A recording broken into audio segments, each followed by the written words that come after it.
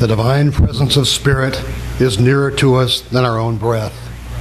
Our spiritual journey is guided by the infinite in every moment, no matter that we may forget. Spirit knows, sees, and remembers our perfection. Today we celebrate our oneness in thought, in word, and in action.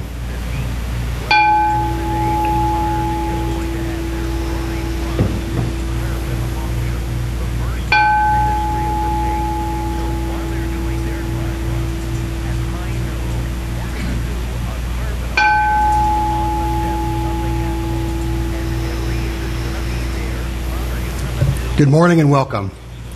I'm Tim O'Connor and I'm your spiritual guide for today. We're reading selections daily from the Science of Mind text that will allow us to complete the text in 1 year. This 1 year reading guide is located in the front few pages of the last paperback publication of the Science of Mind by Ernest Holmes. Today we're speaking from a section within the Law of Attraction called No Failures. Now, Dr. Holmes begins by stating, and I quote, "If one appears to have failed, he should realize that there are no failures in the universe." He continues encouraging us to erase the idea of failure completely. If we're perfect, whole, and complete right now, there is no failure. But sometimes it doesn't feel that way. When I think about certain goals I didn't accomplish, or mistakes that led to negative consequences or pain, I can see where I clearly saw that as failure at that moment. But they're appearances. It's not the truth about who I am at my core. From my standpoint in the human condition, I do not always see the whole, the big picture.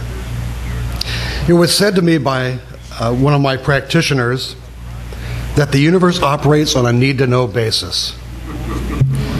And that ain't me, because I need to know everything. I want to keep track of stuff. It makes me feel good. With that type of need, I set up a life where I was uncomfortable worrying about the little things I needed to correct, the failures. I persisted on focusing on the failures. And Dr. Holmes said, what we persist in recognizing, we persist in holding in place. It's also been said that what we resist persists. The result was that I felt uncomfortable moment to moment, even though I was in the right place, at the right time, for the right reasons. So I created that. The universe happens. There is a process. It is invisible to me. It is creating and unfolding in a way I'm not going to understand right now. After thinking about that, it's comforting not to have to know. It's a sacred gift to know that I don't have to know. I don't have to consider every option in order to counter what looks like a failure. For me, letting go of the idea of failure involved letting go of fear and developing faith in the sacred process of emerging as a spiritual being in a human condition. Trusting the process involves developing a sustained spiritual practice. Dr. Holmes recommended developing affirmations, doing spiritual mind treatments, and the practice of meditation. Emmett Fox said that every time we pray, we are changed for the good. All of these practices change negative patterns of thought or core beliefs that operate in the attic of our mind, the subconscious. They replace an attitude of failure with an attitude of perfection, of completion, of success. From an attitude of I can't handle it to I can handle it. So what may appear as a failure is only an unfolding of the moment in our spiritual progression. We can choose to trust the process and persist in thinking about our highest good. Let us now go within. Choose to close your eyes if you wish. Settle in your seat, feeling grounded, relaxing into the center core of spirit. Divine Spirit is all-knowing, always present, and all-powerful. It is the still and strong presence that is one mind, one source, and always available. This divine one mind is the eternal creator that resides at the core of our being, where the power of good is only known. There is one life, God's life. There is one mind, God's mind. There is one heart, God's heart. Since God is absolutely all there is, this one life is my life. This one mind is the mind I am using, and this one heart is where we live. As I know this to be true about myself, I know it to be true for every person here. I know there is never any separation between our minds and the mind of God. I choose to use the power of my source, seeing, feeling, and agreeing with what is good, perfect, true, and complete. I recognize that divine mind dissipates all thoughts of error, regardless of how long they've hung out in the attic of our minds. I know and affirm that divine spirit, a powerful, positive energy, now guides and directs our every thought.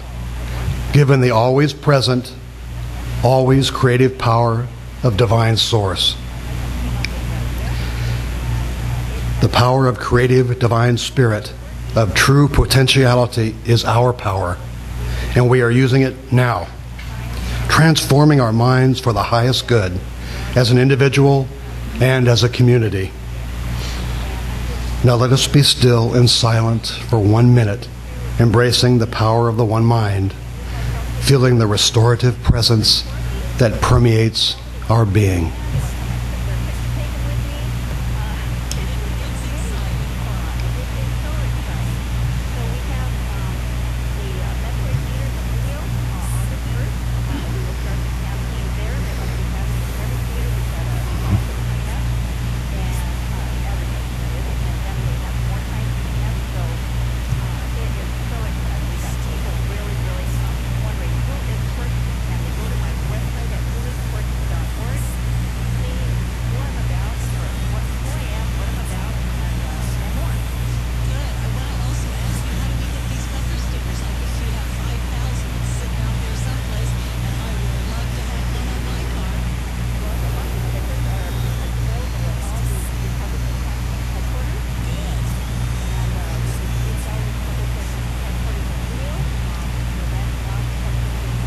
I am thankful for the love and kindness of the members of our community, including Dr. Michael, the music of Joel and Paul, for the practitioners, and for all of the volunteers and guests.